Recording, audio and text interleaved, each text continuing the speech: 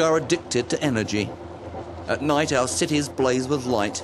Our roads are filled with millions of vehicles, while industry toils ceaselessly to produce more and more. 85% of the energy that drives these activities comes from fossil fuels.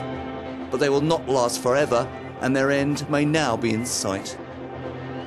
As fossil fuels dwindle, will the need for a secure source of energy lead nations into conflict? Or can we solve this challenge? Euronews travelled to Norway to speak to Stein Tonnesson, director of the International Peace Research Institute in Oslo. An historian, Dr. Tonnesson has researched international conflict and its causes for 2 decades. He has made a special study of regional stability in the Middle East and is an expert on Asia. Global energy security is the goal, but can we achieve it peacefully?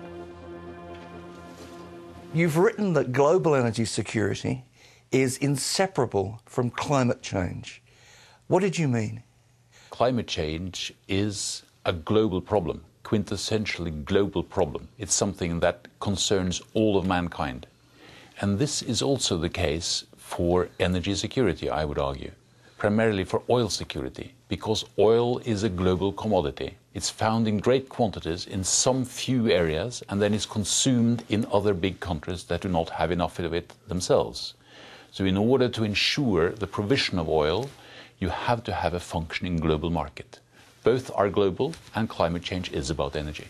Now, this is why you've called for a new era of global cooperation and diplomacy, because narrow national interests are not sustainable. Much of what people discuss today when they discuss energy security is national energy security, and that's not constructive.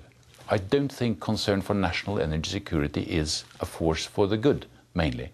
Because if you think nationally, you think about trying to get oil for your own nation rather than make the market function, and you start to rival for oil.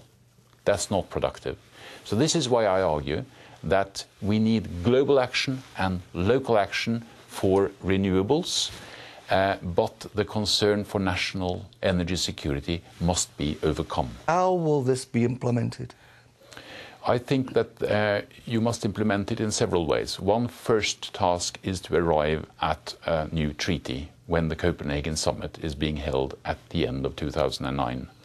There must be a global treaty where everyone makes some kind of pledge to reduce the emissions level. And then you also need the countries, both there and in other formats, to agree on massive investment schemes.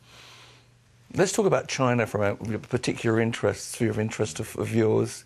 China, in fact, has recently proposed that the West pay for its carbon emissions produced when they manufacture goods for the West. It seems absurd, doesn't it? But you're saying that it's not.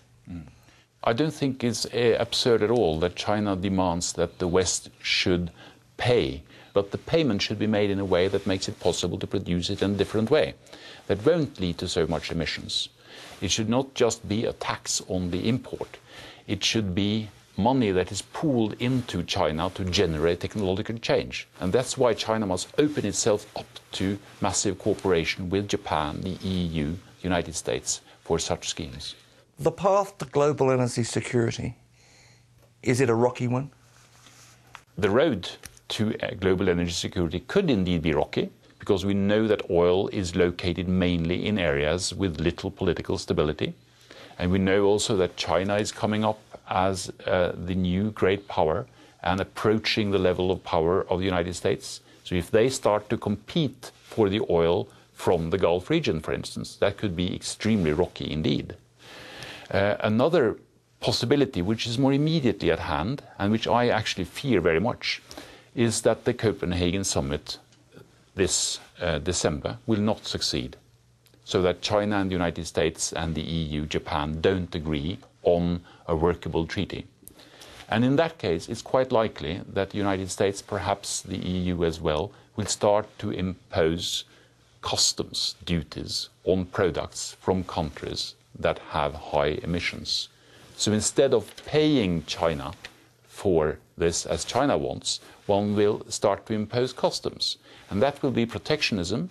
it will lead to a destruction of the global trading system, and it will lead to enormous resentment in China and in other exporting countries, so that can envenomate the international climate and then lead perhaps eventually to armed conflict and war.